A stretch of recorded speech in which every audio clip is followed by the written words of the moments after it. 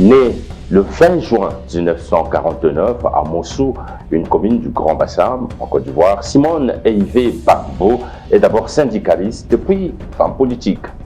Elle est ancienne députée de l'Assemblée nationale de la Côte d'Ivoire et ancienne vice-présidente de la dite Assemblée. Cofondatrice du Front populaire ivoirien, FPI, Simone Eivé Gbagbo vient de créer son propre mouvement, le mouvement des générations capables. C'est une femme qui connaît le combat et sait se battre. Elle nous a accordé une interview dans laquelle elle prononce sa foi chrétienne, mais pas seulement. Elle parle aussi de la place combien prépondérante de la femme africaine dans la sphère politique. Elle a traversé des moments très difficiles. Ici, elle exprime le pardon. D'Abidjan, où elle nous a reçus, voici donc cette entrevue réalisée dans sa résidence.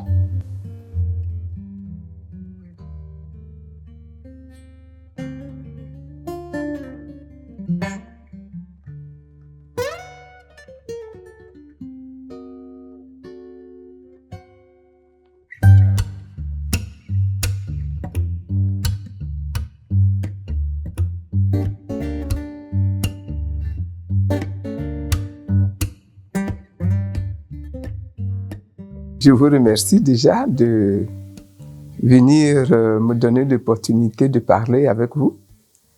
Je m'appelle Simone Eivé Gbagbo. Je suis une femme politique. J'ai été première dame de la Côte d'Ivoire. Bon, avant d'être première dame, j'étais une militante active dans un parti que j'ai créé avec d'autres camarades, avec mon époux qui est devenu chef d'État après.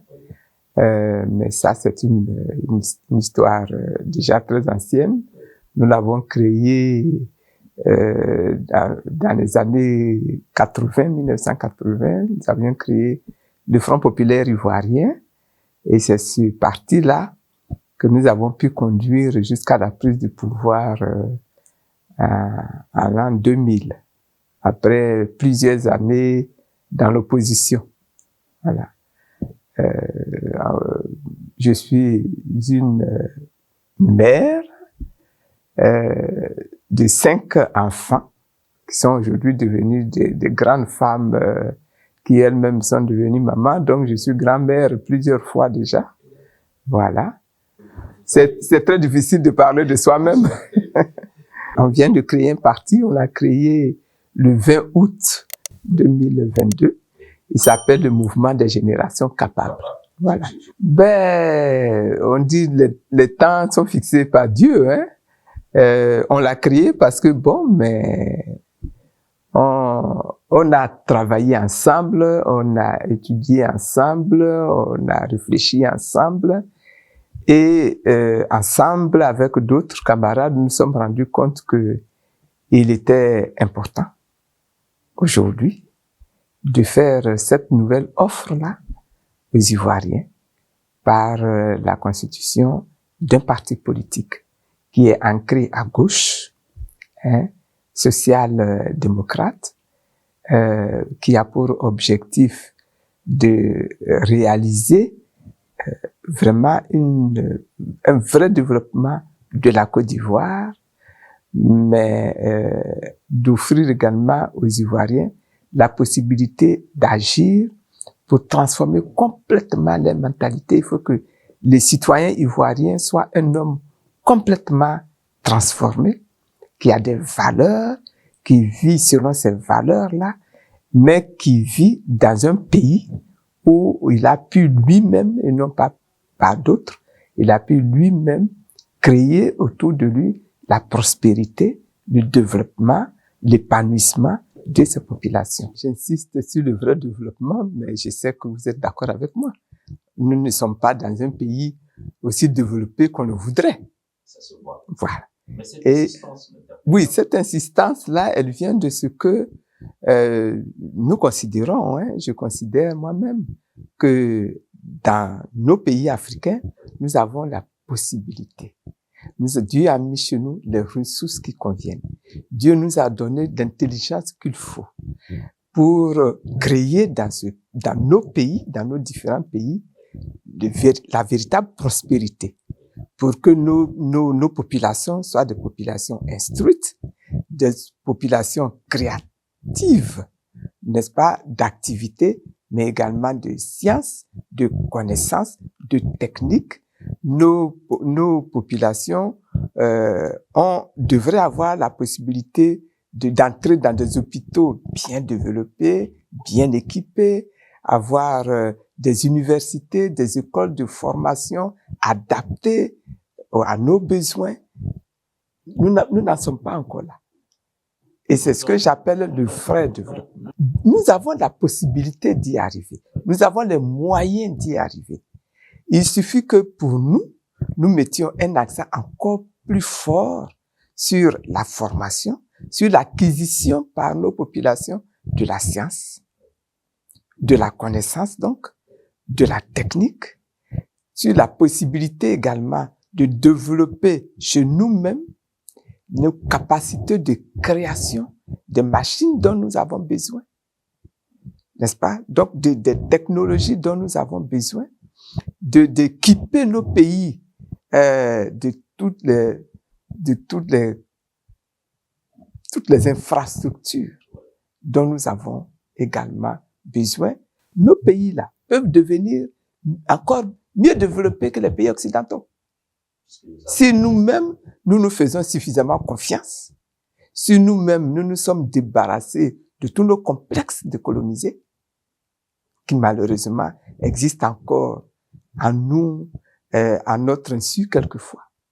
Si nous-mêmes, nous avons suffisamment acquis de l'assurance en nous-mêmes. Est-ce que vous voyez? Tout cela, ce sont des choses que nous devons aujourd'hui acquérir dans la formation que nous donnons à nos jeunes, dans le comportement que nous avons. Si nous réussissions nous-mêmes à mener nos vies fondées sur des valeurs telles que nous réussissons à faire disparaître toutes sortes de contre-valeurs, comme la corruption, comme, enfin, vraiment, etc., hein. La malhonnêteté, quelquefois même la paresse, quelquefois même le manque d'assurance de nous-mêmes qui fait que nous préférons aller chercher les solutions ailleurs, chez des personnes qui n'ont, ou dans des États qui n'ont aucun intérêt à favoriser notre propre développement, notre propre souveraineté. Vous voyez? Donc, c'est de ça que je parle quand je parle du vrai développement. Vous soulevez là deux problèmes. En disant cela, vous soulevez deux problèmes. Le premier problème, est-ce que les femmes en Afrique et en Côte d'Ivoire, tout au moins, s'intéressent à la politique? Je suis le mot intéressé. Est-ce que les femmes s'intéressent à la politique? J'ai dit oui. En tout cas, c'est le cas en Côte d'Ivoire.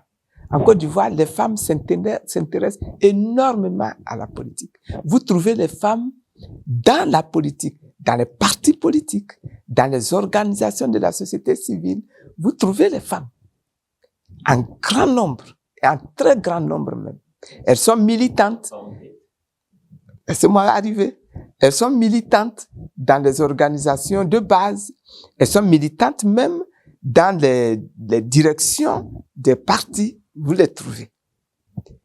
Maintenant, le deuxième problème, est-ce que leur promotion est faite, n'est-ce pas, au niveau de leur engagement? Et c'est à ce niveau-là que je dis non.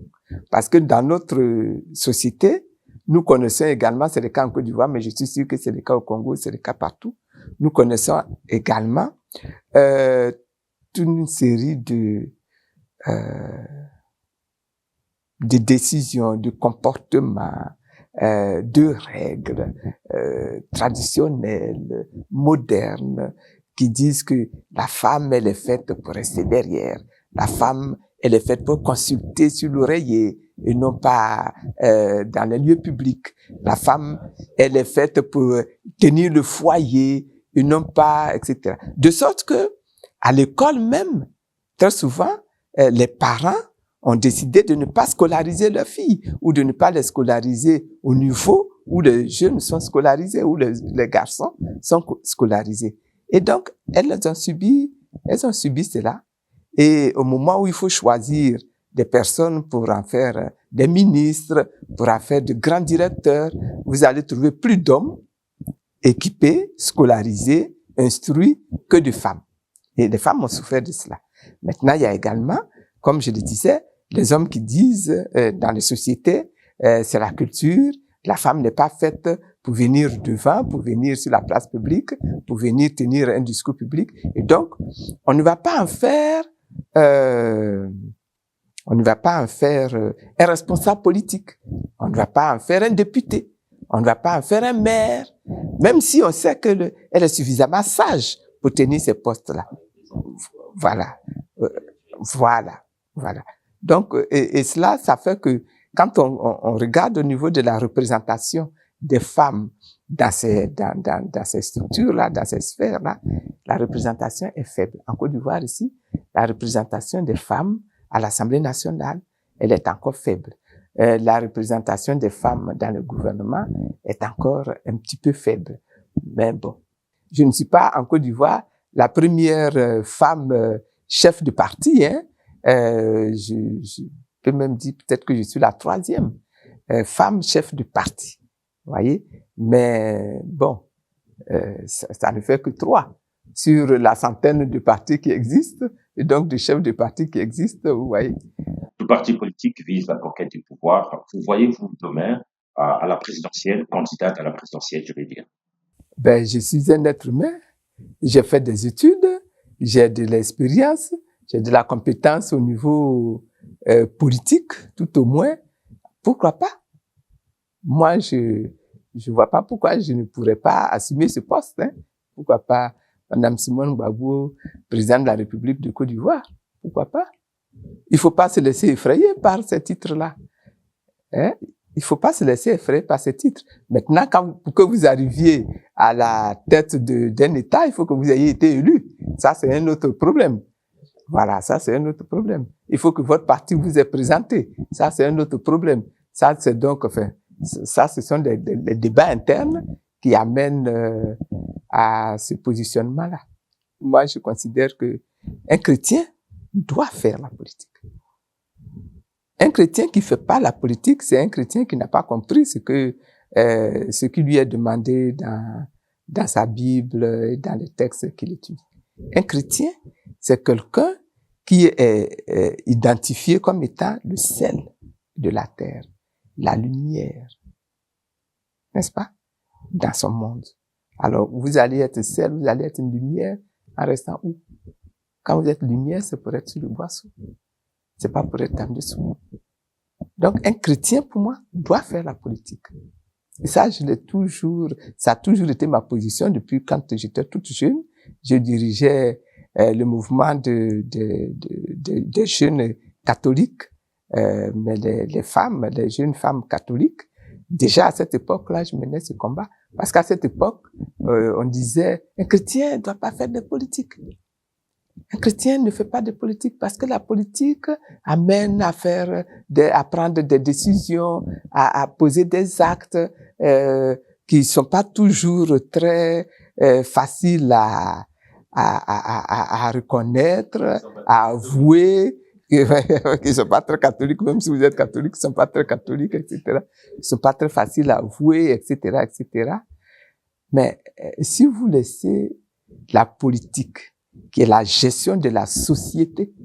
La politique, c'est la gestion de la société. La politique, c'est l'effort que l'on fait pour mettre en œuvre un programme permettant à la société de connaître son bien-être, un mieux-être, une meilleure formation, une meilleure éducation, un meilleur confort. Si vous laissez ça à des gens qui ne connaissent pas Dieu, qui n'ont aucune crainte de Dieu, si vous laissez ça à des gens qui n'ont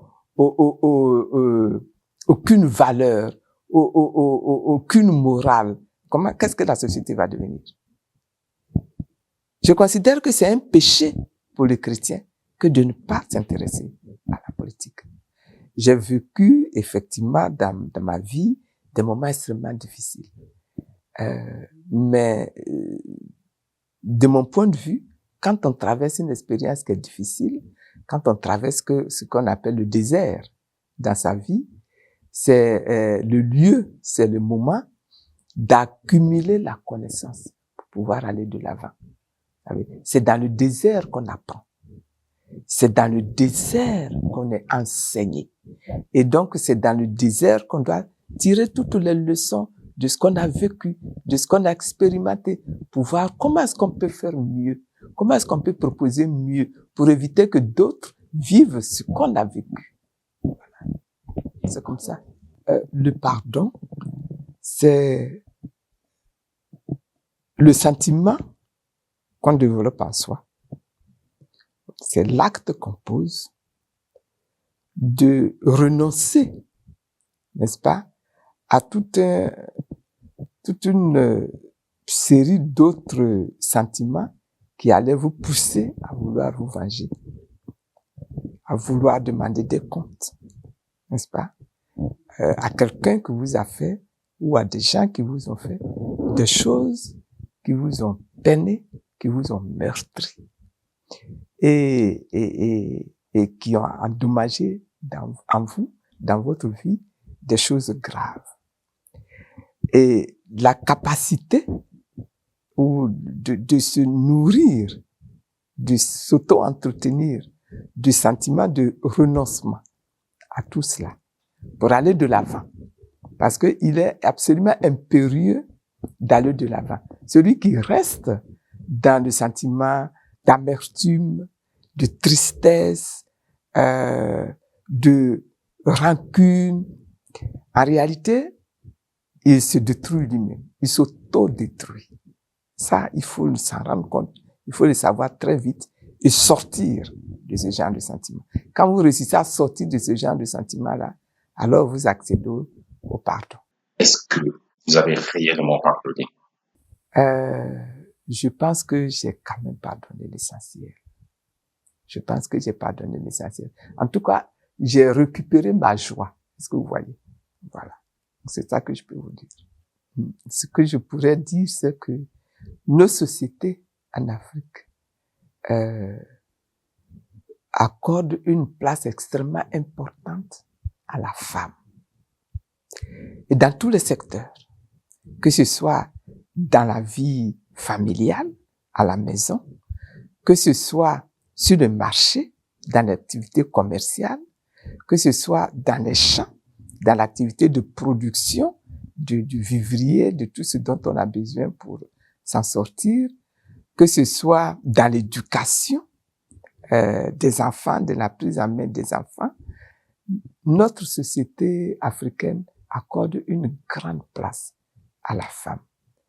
Et généralement, les femmes en Afrique occupent ces places-là. Et elles occupent ces places-là fortement. Elles occupent ces places-là avec succès. Voyez? Mon vœu, c'est que chacune réalise qu'en faisant ce travail-là, c'est de l'activité politique qu'elles sont en train de mener. Quelquefois, la femme te dit, moi, je fais pas la politique. Mais ce qu'elles font, c'est la politique. Il faut qu'elles en prennent conscience et il faut qu'elles positivent cette activité qu'elles mènent et qu'elles transforment cela, vous voyez, pour devenir elles-mêmes des personnalités politiques, des actrices politiques conscientes. Parce que si les femmes ne s'intéressent pas à la vie politique dans leur pays, à la manière dont les choses sont dirigées dans leur pays, si elles laissent ça aux hommes, ne s'en sortira pas. Et je sais qu'elles ne laissent pas aux hommes. Et donc, il faut qu'elles aillent au-delà de ce qu'elles font déjà là, pour s'investir encore plus fortement, pour porter encore plus fortement le manteau de personnalité politique, pour faire la politique. Pour faire carrément, quand je dis faire carrément la politique, c'est-à-dire avoir vraiment en conscience que chaque acte qu'elle pose est politique. Et qu'à ce prix-là, donc, elles osent prendre la parole, revendiquer, imposer même des orientations aux hommes. Et ça, elles le font déjà dans le foyer. Mais il faut qu'elles le fassent maintenant dans la vie publique. Je voudrais juste peut-être, pour finir, insister sur le fait que nos États sont de jeunes États. Mais tous nos États en Afrique sont confrontés à des questions très précises.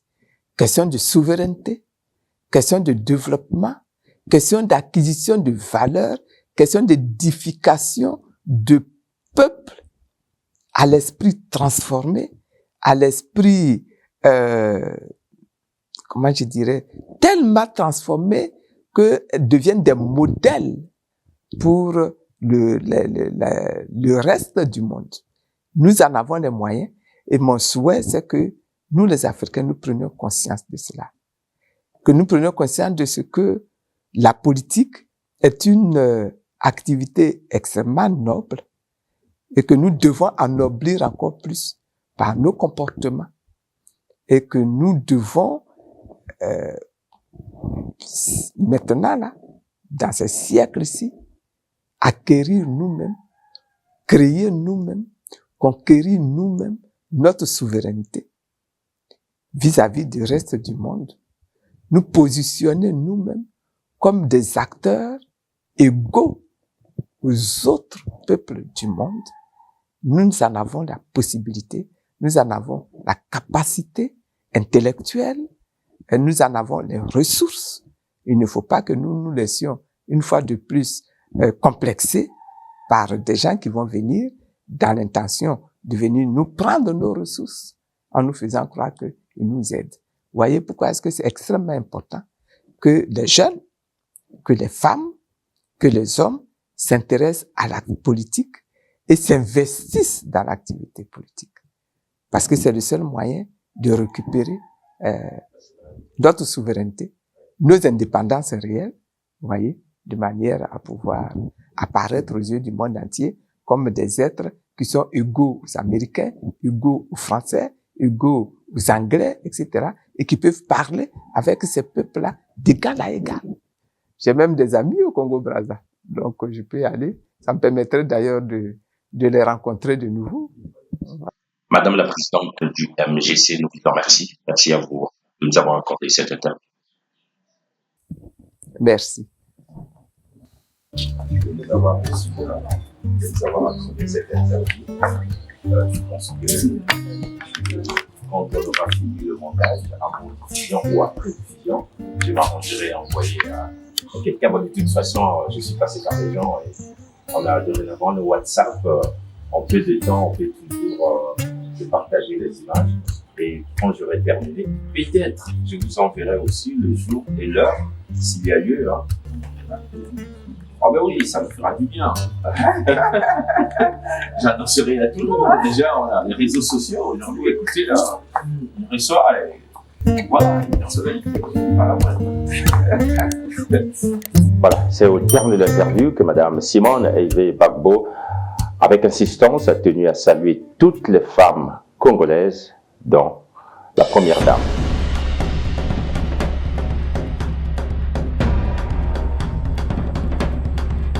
Ainsi donc s'achève cette édition. Merci à vous, oui, vous qui nous suivez un peu partout.